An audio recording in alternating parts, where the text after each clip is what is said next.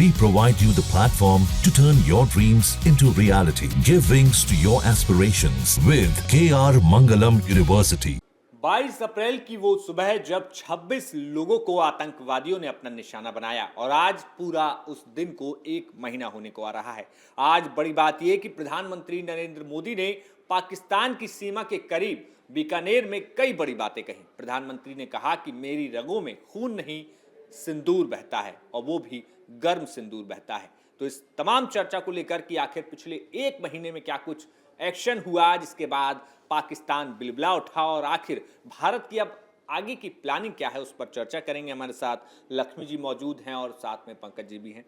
लक्ष्मी जी, क्या लगता है, सबसे पहले प्रधानमंत्री मोदी के आज के भाषण को अगर देखा जाए, आपने लगातार पूरा वो भाषण सुना भी है, किस तरीके से एनालिसिस कर रही हैं? बिल्कुल, देखिए, प्रधानमंत्री नरेंद्र मोदी का वीर भूमि यानी कि बीकानेर से सीधा स्पष्ट संदेश था।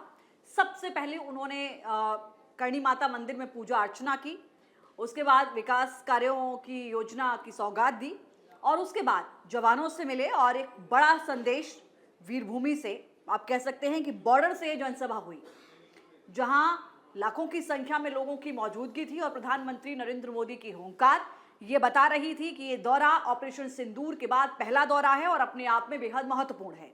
प्रधानमंत्री नरेंद्र मोदी के इस पूरे भाषण में अगर आप कुछ शब्दों को ही देख ले, पूरा भाषण तो अपने आप में महत्वपूर्ण था ही, लेकिन जब वो कहते हैं कि 22 अप्रैल का बदला हमने 22 मिनट में 9 आतंकी ठिकानों को ध्वस्त करके ले लिया। अब वो कहते हैं कि सिंदूर की ताकत, जब सिंदूर बारूद गोला बन जाता है तो उसकी ताकत क्या होती है ये दुनिया ने देख ली है, जो कि ऑपरेशन सिंदूर के जरिए हमने दिखाया है। हम इस पर डिस्कस करेंगे, लेकिन चूंकि आज आपने जिक्र किया कि आज उस घटना को पूरा एक महीना हो गया, निश्चित तौर पर इस एक महीने में क्या परिवर्तन हुए, इस एक महीने में क्या एक्शन हुआ, इस एक महीने में पाकिस्तान कितना एक्सपोज हुआ, इस एक महीने में भारत ने क्या कुछ कदम उठाए और इस एक महीने में हमने पाकिस्तान को कितना घुटनों के बल ला दिया, ये सबसे बड़ा सवाल है। तो समझना होगा कि इस पूरे हमले के अगले दिन जो बैठक हुई थी उसमें 5 बड़े फैसले लिए गए थे। सिंधु जल संधि स्थगित कर दी गई थी, बाघा अटारी बॉर्डर बंद कर दिया गया था, वीजा रद्द कर दिए गए थे, लोगों की वापसी कर दी गई थी। उसके बाद ऑपरेशन सिंदूर के जरिए पाकिस्तान को बाकायदा सबक सिखाया गया था और बदला लिया गया था, ये पाकिस्तान को बता दिया गया। सिर्फ इतना ही नहीं, अंतरराष्ट्रीय स्तर पर भी भारत पाकिस्तान को एक्सपोज करने की दिशा में आगे बढ़ रहा है। तमाम सांसदों का, सर्वदलीय सांसदों का डेलीगेशन पहुंच रहा है, 2 डेलीगेशन पहुंच भी चुके हैं, बाकी आगे पहुंच रहे हैं, जो ये बताएंगे दुनिया को कि पाकिस्तान किस तरीके से आतंकियों को पाल पोष रहा है और किस तरीके से वो दुनिया भर के लिए एक बड़ा खतरा है। पंकज जी, बिल्कुल, पंकज जी, आपसे मैं ये जानना चाहूंगा, भारत की स्थिति हमने जानी, इस पूरे एक महीने में 22 अप्रैल से लेकर 22 मई का आज का दिन है, पूरे एक महीने में पाकिस्तान की क्या स्थिति रही और उसके साथ क्या क्या हुआ पूरे? देखिए, सबसे पहले जो अगर एक महीने को अगर हम देखें 22 अप्रैल से 22 मई को, तो इसको हम कई काल खंडों में बांट सकते हैं। कालखंड एक बड़ा समय होता है, लेकिन मैं बड़ा सोच समझ गया काल खंडों में जब इसको हम जब बात कर रहे हैं, जो इसको अब एनसीईआरटी के बुक्स और इसमें जब लोगों को पढ़ाया जाएगा तो किस तरह से पढ़ाया जाएगा। देखिए, 22 तारीख के बाद जो घटना आज तक हुई उसको 4-5 घटनाक्रमों में या 4-5 इसमें सब टाइटल से हम इसको बांट सकते हैं। जैसे पहला सबसे पहले मैं ये बताऊं, जो भारत जो है बुद्ध गांधी का देश है और इसके रग में वही बसता है।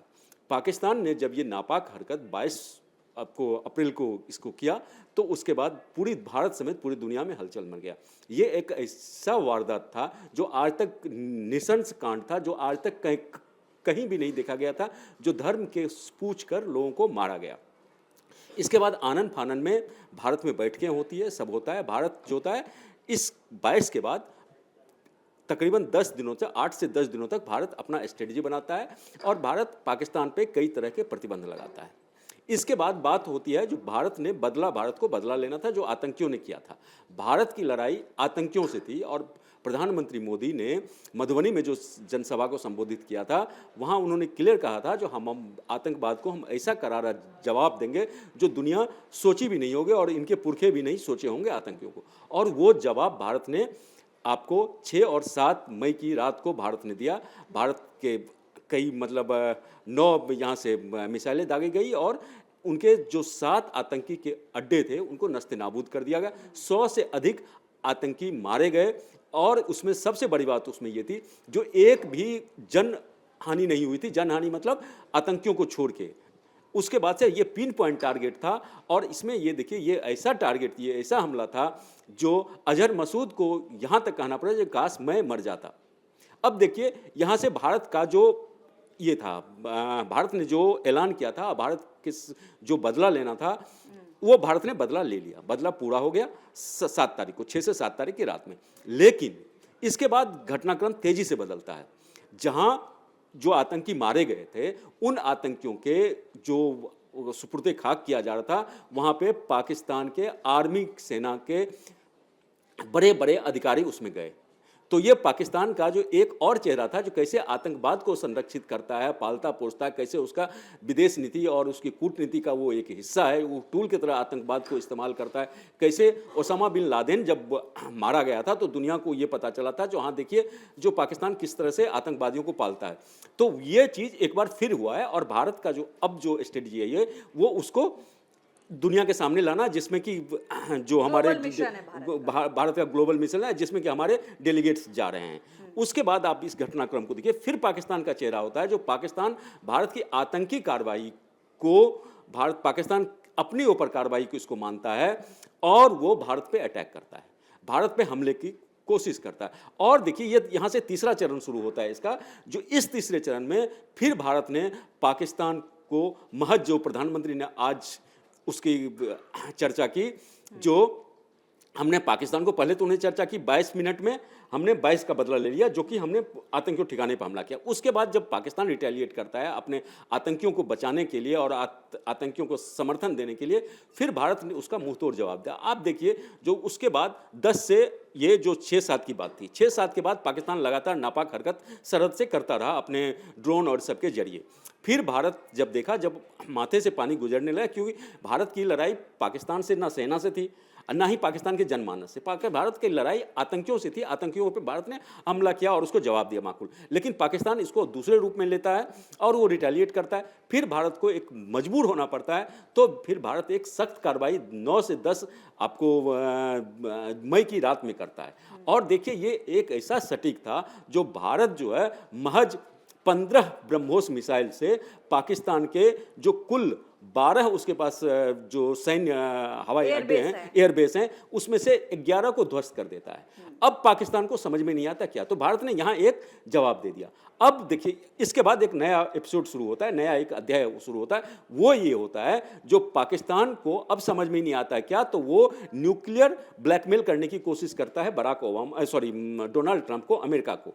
और फिर अमेरिका की इसमें एक तरह से हम कहें तो एंट्री होती है और अमेरिका बात करता है, भारत से भी बात करता है, उनके डीजीएमओ से भी बात करता है। और देखिए जो पाकिस्तान से बात करने के बाद जब भारत इस पे मना कर देता है, तो फिर भारत के शर्तों पे पाकिस्तान के डीजीएमओ को भारत के डीजीएमओ से बात करना पड़ता है और फिर ये सीज फायर होता है। तो यहाँ से एक नया ये शुरू होता है। इसके बाद जो है जब सीज फायर हो जाता है, तो भारत ने सख्त रूप से ये कहा है, जो ऑपरेशन जो सिंदूर है ये अभी पॉज पे है, अभी ये खत्म नहीं हुआ है। और जो है अगर इस तरह के आतंकवादियों की तरफ से कोई घटना होती है तो उसको हम युद्ध मानेंगे और फिर पाकिस्तान को फिर ठोकेंगे।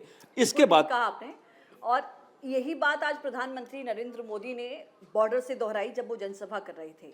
उन्होंने कहा कि पाकिस्तान के आतंकी और पाकिस्तान की सेना को या पाकिस्तान की सरकार को अलग अलग तरह से ट्रीट नहीं किया जाएगा, अलग अलग तरह से नहीं देखा जाएगा, दोनों को एक ही मानकर चला जाएगा। जी अब आप इसके मायने समझ सकते हैं कि भारत की अगली प्रतिक्रिया क्या हो सकती है, भारत का अगला कदम क्या हो सकता है अगर पाकिस्तान की ओर से जरा सी भी आंख उठाने की कोशिश भारत की ओर की जाती है तो। निश्चित रूप से। और देखिए उसी कड़ी के तहत जो अब अगला जो इसका चरण होता है, अगला चरण ये होता है जो पाकिस्तान को किस तरह से दुनिया जानती है, जो पाकिस्तान एक सुरक्षित आतंकियों के लिए सुरक्षित स्थान है और आतंकियों की फैक्ट्री है पाकिस्तान, क्योंकि दुनिया भर में जहां भी आतंकी वारदात होते हैं उसके तार कहीं ना कहीं पाकिस्तान से जुड़ते हैं।